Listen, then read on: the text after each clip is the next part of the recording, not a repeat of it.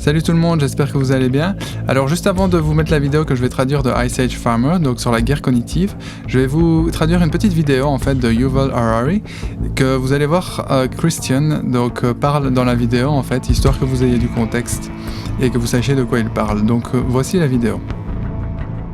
Mais certains gouvernements et entreprises, pour la première fois dans l'histoire, ont le pouvoir de pirater les êtres humains. On parle beaucoup du piratage des ordinateurs, des smartphones, des comptes bancaires, mais la grande histoire de notre époque est la capacité de pirater les êtres humains.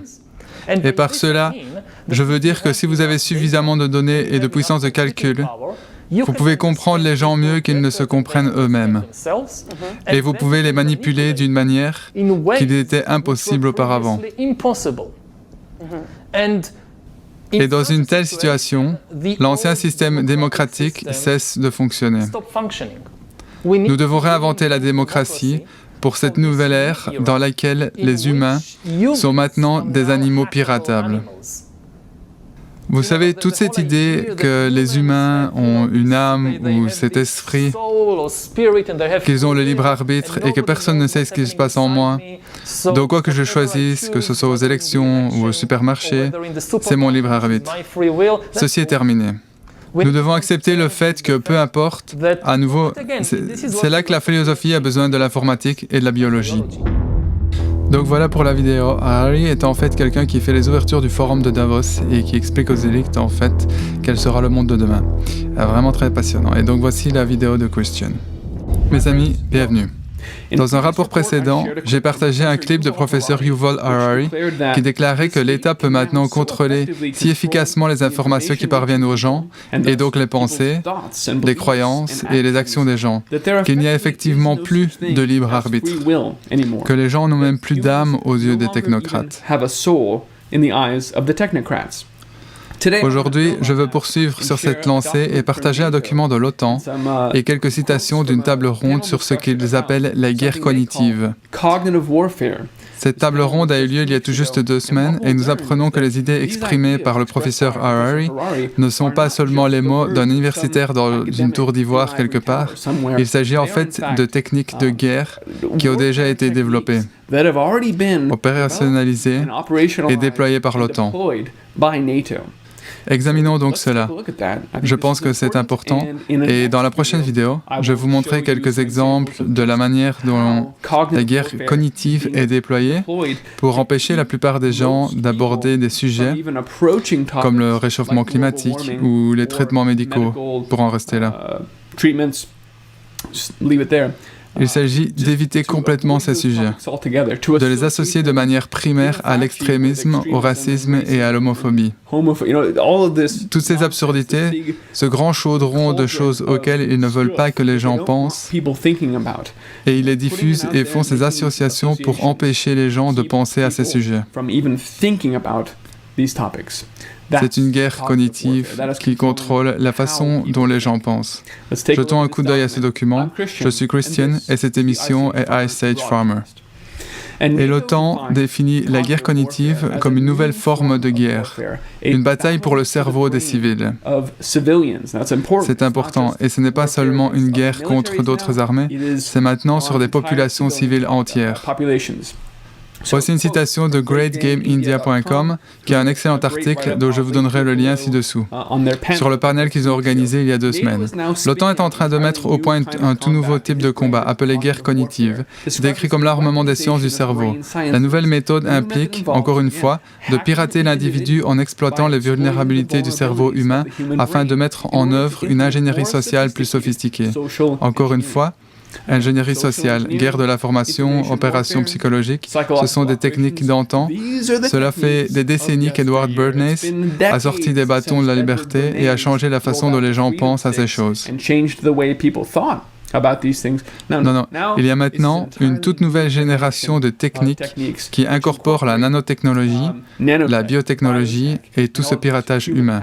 Continuons. Le rapport de l'OTAN déclare explicitement, je cite, que l'objectif de la guerre cognitive est de nuire aux sociétés, pas seulement aux militaires. Donc, des populations civiles entières sont maintenant dans le collimateur de l'OTAN. Et nous lisons ici-bas encore le rapport, celui-ci, de l'OTAN lui-même, est un peu sous-estimé, n'est-ce pas? Il s'agit de leurs diapositives publiques sur leurs nouvelles techniques, ils n'entrent pas dans les détails, mais le débat qu'ils ont eu il y a 2 semaines est vraiment très significatif. C'est vraiment intéressant. Comment ces personnes peuvent-elles parler de la nature de leur travail? Car pour elles, c'est leur travail quotidien, n'est-ce pas? Ils vont simplement au travail, ils font cela depuis des années maintenant, et bien sûr, nous travaillons sur la guerre cognitive, et bien sûr, c'est une arme contre le cerveau de chacun. Nous entendrons en particulier François Ducluzel, un ancien officier français qui, en 2013, a donné le coup d'envoi du Centre d'innovation de l'OTAN et a géré certains de ses programmes de guerre cognitive. De l'aveu même de Ducluzel, la guerre cognitive est, je cite, l'un des sujets les plus brûlants pour l'OTAN. Maintenant, nous l'utilisons. C'est devenu un terme récurrent dans la terminologie militaire de ces dernières années. Elle est actuellement développée par mon commandement ici à Norfolk. Je tiens à souligner, ce ne sont pas des universitaires qui parlent du fait que dans le futur, les technocrates seront capables de façonner les pensées humaines. Non, c'est déjà déployé. L'OTAN a déjà piraté les cerveaux des gens dans le monde entier. Et encore une fois, je parlerai plus en détail de la façon dont c'est fait bientôt. La guerre cognitive commence dans la sphère de l'information, mais elle va bien au-delà. En fait, elle implique l'hyperconnectivité. Maintenant que tout le monde a un téléphone portable, elle va de pair avec l'information, car l'information est le carburant de la guerre cognitive, mais elle va au-delà de toutes ces choses. Ce sont des opérations autonomes. La guerre cognitive recoupe également les grandes entreprises technologiques et la surveillance de masse.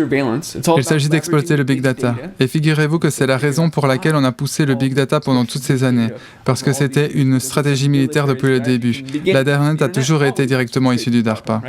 Nous produisons des données partout où nous allons, chaque minute, chaque seconde où nous sommes en ligne. Il est extrêmement facile de tirer parti de ces données pour mieux vous connaître, puis d'utiliser cette connaissance de vous pour changer votre façon de penser. J'insiste beaucoup sur ce point. Encore une fois, ce n'est pas seulement la mauvaise information qu'ils vont vous donner. Maintenant, il s'agit de manipuler votre cerveau à un niveau biologique avec une partie de cette ingénierie sociale. Il est défini comme l'art, je cite, d'utiliser des technologies pour modifier la cognition des cibles humaines. Et il souligne qu'à plusieurs reprises, il s'agit de modifier la façon dont le cerveau des gens fonctionne, la façon dont ils arrivent à leurs conclusions, la façon dont ils raisonnent ou la façon dont ils ne pensent pas du tout de façon critique. Ces technologies intègrent désormais les domaines du NBIC, des nanotechnologies, des biotechnologies, des technologies de l'information et des sciences cognitives. Tout cela forme un cocktail très dangereux avec lequel nous pouvons manipuler votre cerveau, mettre le tout dans un chaudron avec des queues de rats, des yeux de chauve-souris et remuer le tout. Et voilà. L'OTAN a maintenant sa nouvelle génération de guerre cognitive. Nous pouvons avoir une représentation ici sur son PowerPoint. Informations, données, cybernétiques, nanotechnologiques, biotechnologiques, armes neurales, confiance, dont le Forum économique mondial parle en ce moment. C'est l'une de ses grandes campagnes. Guerre hybride, hyperconnectivité. Je vous le disais là, le téléphone portable est une arme. Tout cela relève donc du domaine de la guerre cognitive. Ducluzel a poursuivi en expliquant que ces nouvelles méthodes d'attaque exotiques vont bien au-delà de la guerre de l'information, vont bien au-delà des opérations psychologiques. Ce n'est pas tout. Il ne cesse de le répéter. Il ne s'agit pas d'un combat contre ce que vous pensez. C'est un combat contre la façon dont vous pensez. Il s'agit de désactiver votre pensée critique et de faire de toute personne qui vous pose des questions un ennemi. Toute personne qui remet en question le réchauffement climatique, toute personne qui parle des élections, toute personne qui veut savoir si les obligations pourraient ne pas être la meilleure façon de frapper. Non, ce sont des ennemis. Ce sont des points de vue extrémistes. Ils sont racistes, bigots, MAGA, de droite. Ils mettent tout ça dans un pot et ils appellent ça l'ennemi. Et c'est ainsi que l'on change la façon dont les gens ne peuvent même plus parler de ces conversations. Elles sont déclenchées. C'est la stratégie de l'OTAN. Ils ont désactivé le cerveau des gens. Et c'est pourquoi parfois, quand vous sortez et que vous essayez d'avoir une conversation, les gens se mettent en colère et vous attaquent. Ils ne peuvent même plus le supporter. Ils sont victimes de la guerre cognitive. Ducluzel continue encore, c'est critique à comprendre. C'est une guerre sur la cognition, sur la façon dont le cerveau traite l'information et la transforme en connaissance plutôt que de simplement donner des informations aux gens. Cela change fondamentalement le cerveau des gens. La guerre cognitive, encore une fois, n'est pas juste un autre mot pour la guerre de l'information, c'est une guerre contre notre cerveau. L'OTAN a déclaré la guerre au cerveau de chacun. C'est extrêmement important pour les militaires car cela permet de développer de nouvelles armes et de nouvelles façons de nuire à votre cerveau. En faisant appel aux neurosciences, à la technologie et à de nombreuses nouvelles approches, nous pouvons faire preuve d'une grande créativité et utiliser toute cette science comme une véritable arme pour la compréhension cognitive. C'est donc une pièce très importante du puzzle. Et je voulais commencer cette série à un niveau très élevé et en prenant du recul et en faisant cette déclaration que oui, l'État est en guerre contre la capacité des gens à penser de manière critique. Je pense que cela va sans dire. Nous pouvons le voir dans la propagande, nous pouvons le voir dans la façon dont ils vous mentent de manière très évidente. Même les soviets l'ont fait. Tous les gouvernements totalitaires doivent mentir et habituer leur population à l'idée que nous nageons dans une mer de mensonges. Tout est relatif maintenant, qui sait. Mais cela va, comme Ducluzel nous l'a dit maintes fois dans ses propres citations, cela va bien au-delà. Et les composantes biotechnologiques et nanotechnologiques de la guerre cognitive peuvent rester invisibles pour nous dans cette conversation, mais nous pouvons être assurés qu'elles sont également déployées. Donc, dans une prochaine vidéo de cette série, je vous montrerai quelques exemples spécifiques de la manière dont la guerre cognitive est utilisée pour faire de toute personne qui remet en question le réchauffement climatique anthropique un ennemi. Tout comme ils font en sorte que toute personne qui remet en question le fait que les obligations ne soient pas la meilleure manière de gérer les décisions médicales personnelles soit un extrémiste qui se nourrit de désinformation. C'est ainsi qu'ils façonnent la réaction du public à ces questions cruciales, en disant « Waouh, ce sont des sujets radioactifs. Je ne suis même pas autorisé à penser à ces choses, et si vous le faites, vous êtes un terroriste raciste, un extrémiste rationnel, bla bla bla, d'accord? C'est interdit. Nous ne sommes pas autorisés à avoir ces conversations au-delà des crimes de pensée criminels tabous. » Tout ceci est le résultat des stratégies de guerre cognitive qui, comme ils le disent maintenant, ont été développées, opérationnalisées et déployées depuis des années maintenant. Un sujet très chaud au sein de l'OTAN. Donc, je ne veux pas aller plus loin dans cette première vidéo parce que je pense qu'elle se suffit à elle-même. Il s'agit d'une conversation sur la guerre cognitive et dans ma prochaine vidéo, nous nous appuierons sur ce sujet. Je vous montrerai des exemples de la façon dont ces techniques sont déployées aujourd'hui et comment elles empêchent les gens d'atteindre la vérité.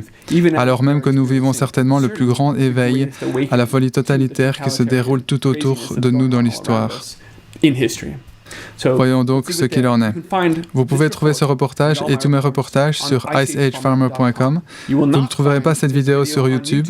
Vous devez maintenant venir sur iceagefarmer.com pour trouver votre chemin, puis sur bitchute.com/iceagefarmer ou odyssey.com/iceagefarmer. C'est là que tous ces rapports seront conservés. YouTube est juste pour atteindre les gens. Et bien sûr, des interviews sur la façon de construire un sol et de faire pousser des aliments extraordinaires qui resteront sur place. Merci de regarder. Si vous appréciez ces informations, si vous appréciez cette chaîne, vous pouvez m'aider à la maintenir. Il y a plusieurs façons de le faire sur iceagefarmer.com/support et je vous remercie sincèrement. Donc merci. Mesdames et messieurs, gardez vos cerveaux propres de la propagande, de l'ingénierie sociale, de la guerre de l'information, des opérations psychologiques et aussi de la nanotechnologie et de la biotechnologie qui sont déployées tout autour de nous en ce moment. Nous devons penser clairement et de manière critique et avoir des conversations importantes avec les gens qui nous entourent. J'espère donc que la deuxième partie sera bientôt disponible. Et merci d'avoir regardé. Portez-vous bien. En ce qui concerne la deuxième partie, à l'heure où j'enregistre cette vidéo, elle n'est pas encore disponible, donc je garde un œil sur sa chaîne pour vous la traduire dès qu'elle sortira. J'en profite pour remercier tous ceux qui ont fait un don et qui m'aident à maintenir cette chaîne. C'est très très apprécié et je vous en remercie. Le lien se trouve en description pour ceux qui le désirent. Et sinon, pensez à partager cette vidéo, à vous abonner aux différentes chaînes et surtout à Telegram si vous désirez ne rien rater. Je centralise tout là maintenant parce que je saute régulièrement sur les autres. Donc voilà, d'ici la prochaine vidéo, prenez bien soin de vous et à bientôt. Ciao ciao.